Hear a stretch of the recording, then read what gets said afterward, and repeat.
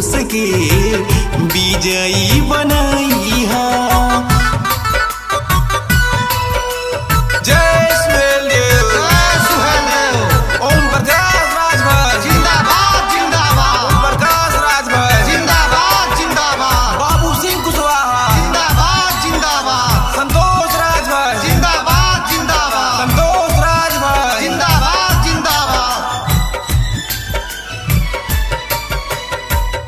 बसेला गरीबवन में इने कर जान हो, चाचा चाची माई बहिनी रखिया ध्यान हो।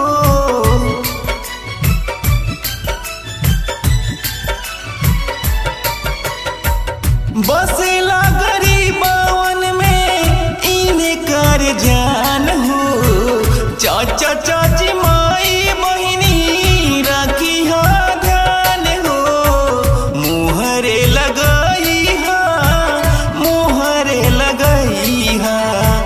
भैया संतोष के विजयी बनाई लगैहा।